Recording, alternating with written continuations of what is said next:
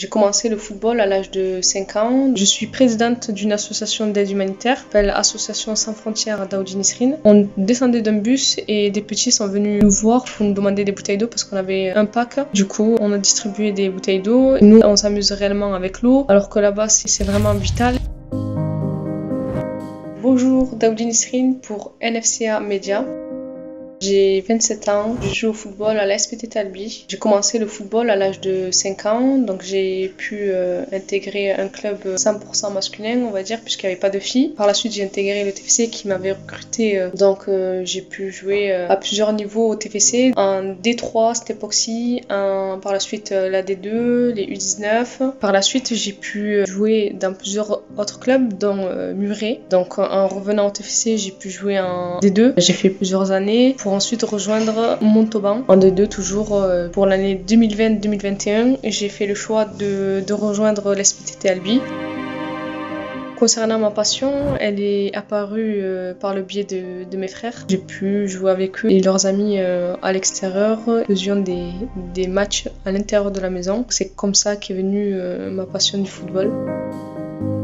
C'est un grand mot pour moi, footballeuse professionnelle, parce que à ce jour, les footballeuses professionnelles sont situées dans certains clubs. Il y a l'Olympique lyonnais, Bordeaux, Paris Saint-Germain et quelques clubs qui commencent à se développer dans le monde professionnel. Donc pour moi, je citerai plus footballeuse de haut niveau. La notion de professionnel est un grand mot.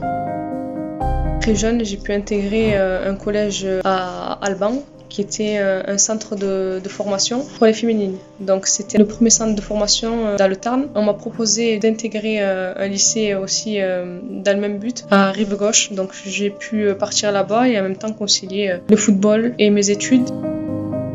Je dirais aujourd'hui qu'il y a un grand développement. Il y a quelques années, les seuls clubs pro étaient Paris Saint-Germain et Lyon. Et aujourd'hui, on voit qu'il y a d'autres clubs qui commencent à prendre au sérieux le football féminin, comme Bordeaux. Il y a aussi l'Olympique de Marseille. Je suis présidente d'une association d'aide humanitaire. Cette association s'appelle Association sans frontières Daoudi Nisrine. Le but de cette association, c'est de pouvoir subvenir aux besoins des populations démunies, que ce soit en France ou dans les pays d'Afrique ou en Asie, que ce soit alimentaire, vestimentaire ou sanitaire. On aide aussi au niveau administratif pour pouvoir permettre de donner le sourire à chaque personne qui en a besoin. J'ai lancé cette association depuis l'âge de 18 ans, lorsque je suis partie jouer la Coupe d'Afrique au Sénégal. Lorsqu'on devait aller aux entraînements, à un entraînement en particulier, on descendait d'un bus et des petits sont venus nous voir pour nous demander des bouteilles d'eau parce qu'on avait un pack. Du coup, on a distribué des bouteilles d'eau. Voir ce sourire sur son visage, ça m'a marqué parce que sachant qu'une bouteille d'eau, ce n'est pas grand-chose. Chez nous, en France, ça m'a vraiment sensibilisée par rapport à ce qui se passait au Sénégal. Nous, on s'amuse réellement avec l'eau, alors que là-bas, c'est vraiment vital. Et du coup, on rentrait en France et j'ai reçu un mail d'un photographe qui nous suivait lors de cette Coupe d'Afrique, qui m'a avoué avoir créé une école de foot à mon nom, à Dakar même, au nom de Daoudi Nisrine, pour ma générosité, ce qui m'a vraiment marqué, sachant que je venais de perdre mon père. Du coup, je me suis dit, il faut absolument que je continue ce que j'ai commencé. Il nous demandait aussi des équipements sportifs à la fin des matchs. J'ai récolté des affaires, j'ai ramassé 450 kilos de dons. Je réalise pas simplement ça au Sénégal, donc j'ai réalisé pas mal de missions au Maroc et en France aussi. L'impact que ça a de venir en aide aux personnes, ça dépend finalement parce que par exemple au Maroc, nous avons eu pas mal d'enfants avec le sourire, la joie de voir ces dons. Ce qui m'a personnellement touchée aussi, c'est en France quand j'ai vu quelques SDF pleurer, des pleurs de joie de voir des personnes qui viennent en aide.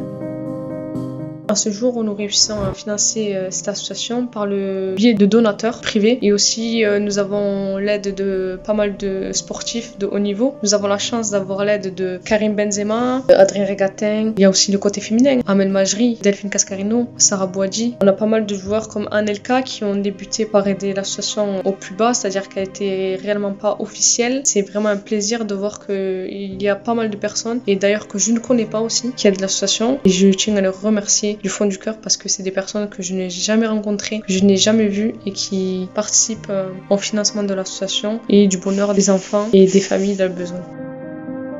Je fais en sorte de couper mon temps en trois, on va dire. Donc le sportif, j'ai mes entraînements plutôt le soir, donc ce qui m'arrange, donc ça je ne peux pas le bouger, on va dire. Mais concernant mon côté professionnel et associatif, j'arrive à combiner les deux. Je peux concilier plusieurs choses à la fois. Donc mon côté professionnel, mon côté associatif. Donc il y a la partie professionnelle où on a des heures à réaliser et autres. Et l'associatif, en fait, c'est des choses que l'on réalise tout le temps au final. J'ai toujours réussi à réaliser ce que j'avais à faire. Tout ce que je réalisais, c'était avec le cœur et avec la passion et le plaisir. Et c'est grâce à ça que je me sens pas surpassée ni rien.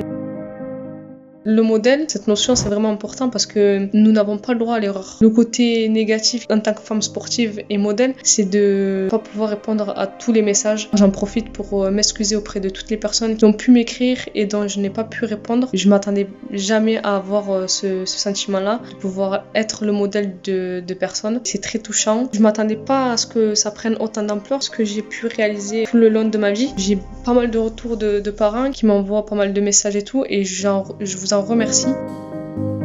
J'ai un petit message à transmettre. Je souhaitais remercier toutes les personnes qui m'ont toujours soutenue. Rien n'est impossible. Quand vous avez un objectif en tête, ne vous freinez pas. Faites en sorte de vivre ce que vous avez à vivre. La vie est courte, donc profitez-en aujourd'hui et n'ayez pas de regrets. J'ai pas eu que des victoires, j'ai eu pas mal d'échecs et ces échecs m'ont permis de grandir et de me former. Si vous avez un coup de barre ou quoi que ce soit ou des questions, n'hésitez pas à m'écrire sur mes réseaux. Je ferai en sorte de répondre au maximum de personnes. Pour pouvoir me suivre, il y a plusieurs éléments. Pour mon association, vous avez la page de l'association, donc Association Sans Frontières Daoudi Nisrine sur Facebook, mais aussi vous avez Instagram, c'est ASFDN. Le côté professionnel, donc pour la page d'athlète, vous avez Daoudi Nisrine, mais aussi l'Instagram Daoudi Nisrine. N'hésitez pas à m'envoyer un petit message. Je vous remercie à tous et à tous de m'avoir écouté. Au revoir et merci NFCA Média.